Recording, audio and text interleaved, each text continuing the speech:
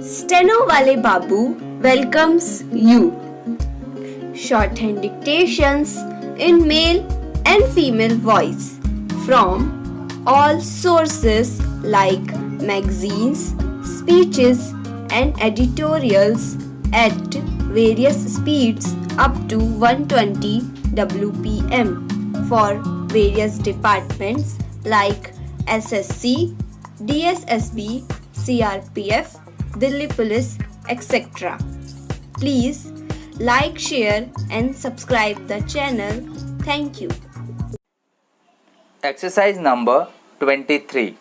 Sir, one of the most promising areas for international cooperation is in the regions of Eastern India and Bangladesh, where alternating periods of drought and flood cut cruelly into flood production. Several hundred million people live in this area.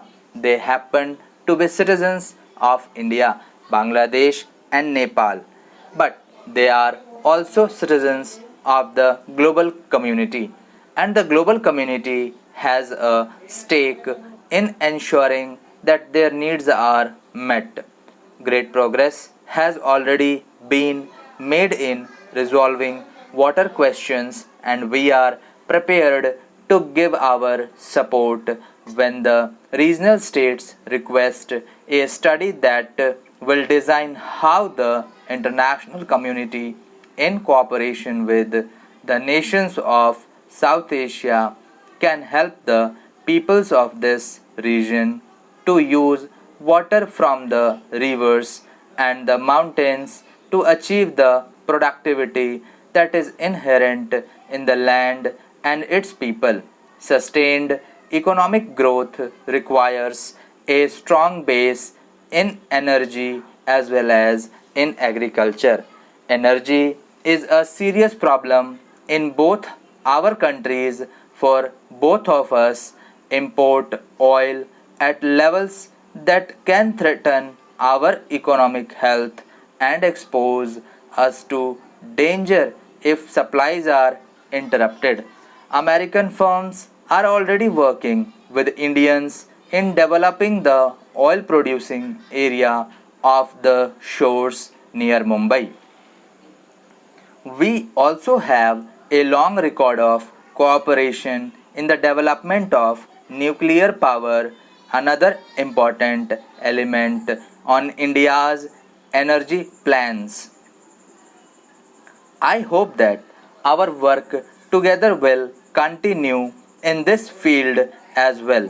Additionally, we stand ready to work with you in developing renewable energy resources, especially solar energy.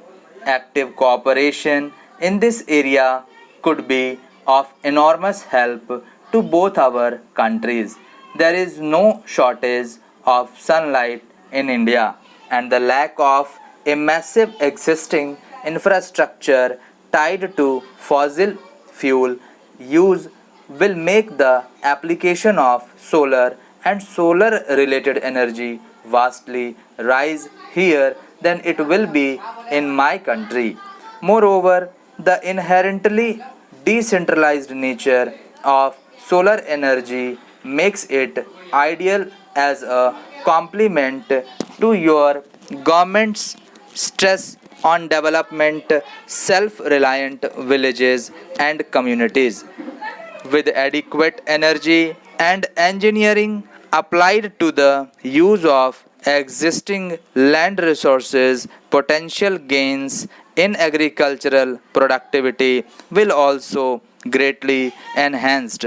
The silent void of space may seem remote from these challenges, but the intricate electronics of a space satellite can be as useful to earthbound farmers as a new plow.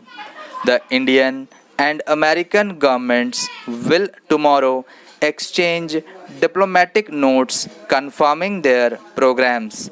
We share many common problems. We also share an obligation to advance human rights not by interfering in the affairs of other nations, not by trying to deny other nations the right to choose their own political or social system, but by speaking the truth as we see it and by providing an admirable example of what democracy can mean and what it can accomplish. The danger of war threatens everyone, and the United States is trying to help reduce that danger in the SALT negotiations with the Russia in talks aimed at a comprehensive nuclear test. We are also working hard to restrict the proliferation of nuclear explosives. We are seeking to help the process of peace in Africa and the Middle East, and we are taking steps to forestall great power rivalry in the Indian Ocean. India is pledged to peaceful cooperation with your neighbors, and India is an important part of almost any United Nations peacekeeping force, is a present and frequent member of the Security Council, and has been in the forefront of campaigns against colonization. More and more, we find ourselves working together toward our common goals: democracy, human development, social justice, and peace. I believe that such is the commonality of our fundamental values that your motto could be ours, and perhaps ours could be yours, motto could be ours. Our nations share the common goals of peace in the world and human development in our own societies, and we share as well have the conviction that the means we employ to reach these goals must be as much in keeping with the principles of freedom, human dignity, and social justice as are the goals themselves. This idea of belief is as strong a tie as there can be between two nations. The values that Indians and Americans share have deeply affected my own life.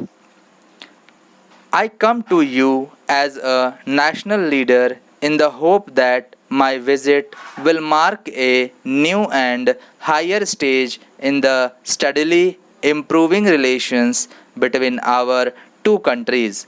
But in a more personal sense, I come as a pilgrim. This morning, I had the honor of laying a wreath on the memorial of Mahatma Gandhi. In that sacred place, I recalled new ways in which Gandhi's teachings have touched the lives of people in my country. There may be some differences between yours and ours. We are moving along the path of democracy toward a common goal of human development. I know I speak for all American when I say that I am grateful that we travel that road together. Thank you.